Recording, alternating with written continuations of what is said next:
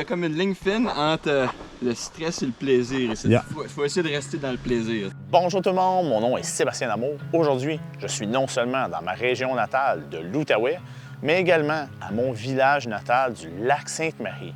Et très précisément devant la première maison de mes parents. J'ai passé mes étés d'enfance ici à jouer au golf, à pêcher, à jouer aux cartes avec ma grand-mère. Cet épisode de Culture MTB est en mémoire de mon père Antoine Damour. Pourquoi je présente Vélo MSM? C'est parce que c'est un réseau méconnu, si bien dit par Sam Saint-Pierre. Mont-Sainte-Marie. Très peu de gens ont été à cette montagne-là, mais c'est une des plus folles qu'il y a au Québec. Restez à l'écoute puisque ça risque de devenir un coup de cœur et un incontournable dans vos futures saisons de mountain bike. Une petite anecdote. Si vous connaissez BCPOV, il est venu ici il y a quelques années et il a affirmé qu'il se sentait comme chez lui au BC. C'est drôle puisque Vélo Mont-Sainte-Marie est dans l'ouest du Québec, bien sûr. Eh oui. OK. Défi du guide réussi. Et voilà. Dans cet épisode, il y a un conseil présenté par Vélo Bike Shop à Saint-Basile. Comment gérer nos freins sur une slab? C'est plutôt important ici parce qu'on va enrouler pas mal. Faut que j'aille lentement comme lui. C'est le défi du guide, encore une fois. Et voilà, on y va à crawling pace.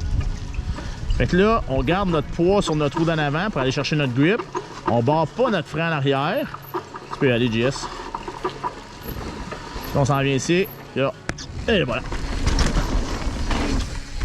On analysera la piste Bone Shaker. Attention, c'est un sentier double noir et n'oubliez pas que la GoPro déforme. C'est beaucoup plus gros que vous le pensez. Puis Bone Shaker, c'est un sentier de 2,2 km avec un dénivelé de descente de 258 mètres. Il est important de bien analyser les lignes lors de notre premier passage. Au deuxième passage, on va commencer à pouvoir trouver le flot, ce qui est vraiment le fun. On va également déguster une ou plusieurs bières de la brasserie du Bas-de-Canada. La montée est longue et soutenue, mais c'est une des plus belles au Québec avec genre 100 switchback. Pour monter, plus de 300 mètres. Ça prendra environ 30 minutes, tout dépend de votre intensité à l'ascension. C'est un petit prix à payer pour dévaler les superbes descentes du réseau. En parlant de prix, Vélo MSM est un organisme à but non lucratif qui réinvestit tous ses revenus dans les sentiers. Pour vous donner une idée, Bone Shaker a coûté plus de 95 000 à construire. La Growler a reçu 25 000 en rénovation. La montée TT Top a coûté plus de 65 000 à construire. On parle de gros montants, sans compter les assurances qui sont passées de 2 500 à 17 000 annuellement. Comment bien freiner sur une slab? Tout d'abord, avant de vous aventurer dans la Bone Shaker, n'oubliez pas le conseil du dernier épisode et assurez-vous d'avoir un bike en bon état et 100% fonctionnel. Vous ne voulez pas que vos freins vous lâchent pendant que vous êtes en train de rouler ce sentier-là. Ça va sembler contre-intuitif pour plusieurs, mais pour freiner sur une slab, il faut garder son poids sur son guidon et sa roue avant. Il est donc important de demeurer centré sur le bike. Le frein avant est votre plus grand allié. Il fera 90 % du freinage. Le frein arrière, lui, est modulé suffisamment pour ne pas bloquer la roue. Si vous bloquez la roue arrière, vous risquez de perdre le contrôle de votre vélo, votre vitesse et également votre trajectoire. N'oubliez pas d'analyser et pratiquer avant de vous aventurer dans des features inconnus. Dans le meilleur des mondes, trouvez-vous un rider expérimenté avec le sentier pour vous le montrer et également montrer les features. Je dois prendre un moment pour remercier nos deux guides du week-end, Jean-Simon et Joël. Quand je vous dis que Bone Shaker est une piste de niveau expert, c'est ce qu'on lui dit. Hein? Il ne peut pas être utilisé que si vous êtes expert. Il faut que vous soyez quand même très bon sur votre vélo. Et l'autre recommandation que j'aime beaucoup, c'est que ça nous recommande de rouler par groupe de 3 et plus. Merci d'ailleurs d'être venu nous guider. Fait que là, on va partir Bone Shaker. Je te suis. All right, let's do this.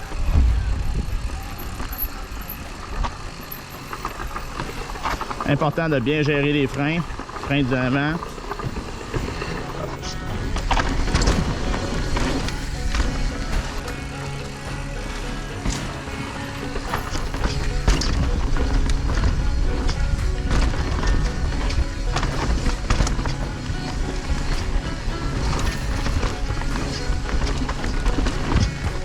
On arrive au trifecta.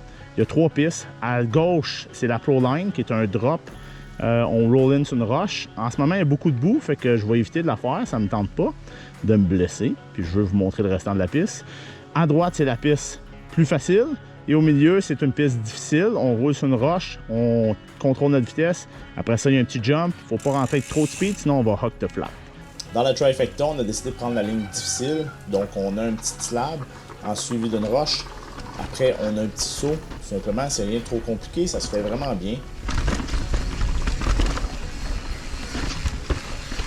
Et là, on rentre dans le Nutella. C'est surnommé le lily pad. Donc, on a un petit gap. Quand je parle de petit gap, c'est vraiment pas grand. C'est un gap de 4-5 pieds. Sauf que tu atterris sur la roche et tu dois moduler ta vitesse pour, après ça, pomper et descendre. Vous le savez, je suis pourri dans les jumps. Donc ça, c'est un feature que moi, je ne ferai pas. Joël va nous montrer comment faire le lily pad. On y va, pas trop de speed. Après le lily pad, on arrive à un autre petit slab. Il n'y a vraiment rien là, qui a un berm qui tourne vers la droite. Ici, si on va assez rapide, on est capable de faire un step-up, ce qui n'était pas mon cas. Et là, ici, c'est assez touchy parce qu'on arrive à une slab qui a quand même une bonne angle, juste avant un petit drop de 3-4 pieds. C'est vraiment technique. Donc là, on est obligé de bouger pour faire le drop. Ici également. Et là, je manque le saut ici au centre parce que je manque d'expérience sur le sentier. Ensuite, on continue à se diriger et on arrive à une slab d'une taille moyenne. Joël, lui, la hop et moi, je prends le temps de la rouler parce que c'est la deuxième fois que je la fais. Et là, on arrive à un beau step-up avec un burn vers la gauche. Ici, pour accéder à cette slab-là, il faut faire attention. Il y a une petite entrée assez technique. C'est pas l'entrée la plus facile. On descend une petite slab. Il y a une compression dans le centre, il faut faire attention. Ensuite, on ouvre les freins, on se laisse aller, on prend de la vitesse. On arrive à un autre slab avec un drop d'environ 3-4 pieds. Donc là, on arrive au bout et il faut que je fasse un petit move pour pouvoir le descendre. Et là, on arrive dans une section de saut et oups, j'ai manqué un double et j'en manque un deuxième. Dans la petite section ici, ce qui est vraiment le fun, c'est qu'on est capable de vraiment passer à droite de l'arbre et faire un petit wall ride. Malheureusement, j'ai raté ma shot bien raide, comme vous pouvez voir. Ensuite, on continue et là, ici, il y a une coupe de drop, il y a une coupe de petits sauts, donc on est capable de s'amuser. C'est un sentier quand même assez technique, donc il faut faire attention. Et là, on arrive à un autre feature, donc une petite slab à droite, sinon la ligne est juste à gauche. Joël a une très bonne idée, on va vous montrer une beeline. Facile et relatif. Ouais, c'est ça. Très bien dit, facile et relatif, ouais.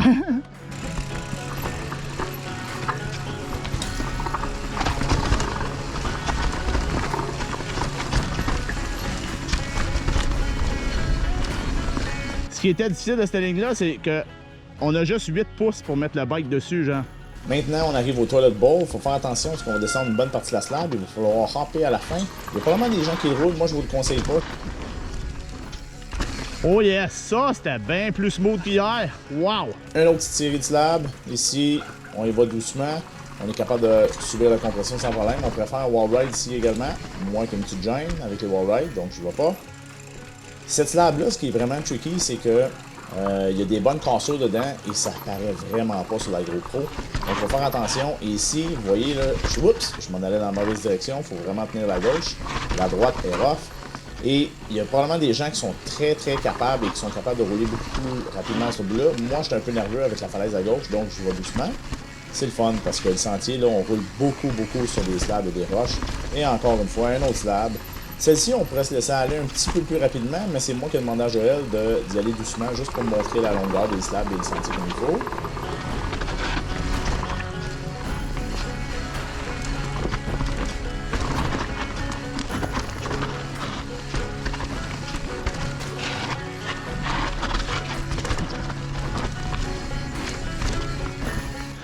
Ah, la vue est belle, là. Ici, c'est le spot parfait pour faire votre photo de route. Ah oui, c'est vrai, on traverse le creek, ici. On lave les roues pour les salir. Donc là, on vient de rentrer dans la section plus flowy de la piste. Là, on approche la fin. On va avoir des transfers, des jumps, des doubles, des choses de même. Donc on peut vraiment s'amuser, se laisser aller. C'est vraiment pas technique, cette section-là. C'est vraiment le fun pour ça. Quand on la connaît bien, on va être capable de vraiment s'amuser au max. La connaissant moins, je me garde une petite gêne, bien sûr. Mais vous le savez déjà, je ne le cache pas. En saut, je ne suis pas un expert. Ici, c'est la selle qu'on prend à droite. Normalement, je vais aller chercher la droite. C'est ce que j'ai fait le samedi quand j'avais chance Simon qui me guidait. Et malheureusement, quand je suis arrivé pour le faire dimanche, J'ai mis mon pot un petit peu trop à gauche et mon bike est parti par la gauche, donc j'ai dû descendre à gauche.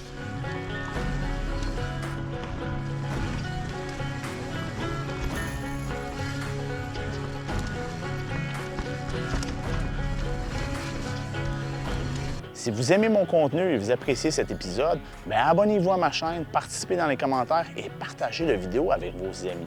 C'est simple, plus j'ai de vues, plus j'ai de participation, plus je suis capable d'avoir de sous pour les publicités qui sont mises sur mes vidéos sur YouTube. Et cet argent-là, je vais la redonner à la communauté de Mountain Bike du Québec à la fin de l'année.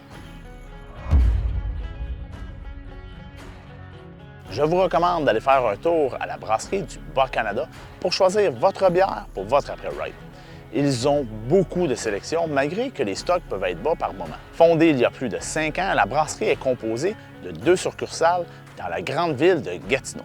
Faites à noter, les 2 succursales n'offrent pas nécessairement les mêmes bières. Je vous conseille d'aller à la succursale des Hauts-Plaines puisqu'elle est sur la route vers le Mont-Sainte-Marie.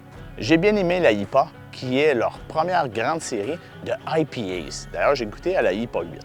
Largement inspirée par le style Nouvelle-Angleterre, IPA nous permet d'explorer l'impact aromatique des différentes variétés de houblon. Si vous aimez une bière de type Pilsner, l'aspiration est une des favorites des employés de la brasserie. Pareil comme au kart, Ouais. On n'a pas besoin de break, puis il n'y a pas de boss.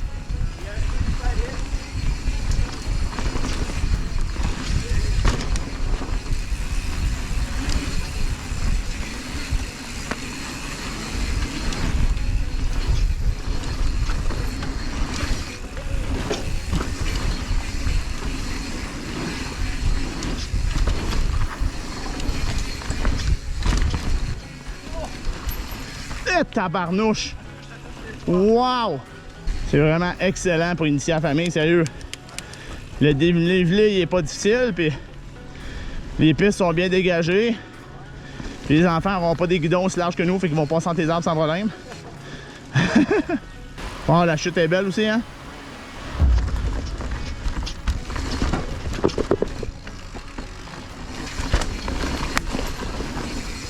Je peux venir ici, là, puis si je veux, je peux te laisser marcher.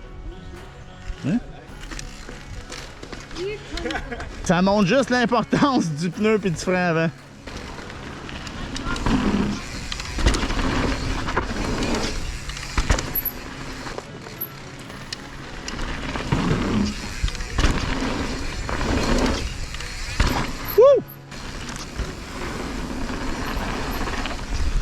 Un super travail des builders, honnêtement. Angels Bench, c'est une piste qui a été bench-cotée et c'est énorme. Ça a dû demander un effort monumental. Vraiment cool. La petite section du dog pound avec les drops, les sauts, tout ça. Belle place d'apprentissage. Ça fait bien. Vous allez peut-être rester surpris du run-in pour les drops. C'est pas le plus long. Mais si vous partez sur le côté, là, c'est capable de les faire sans problème.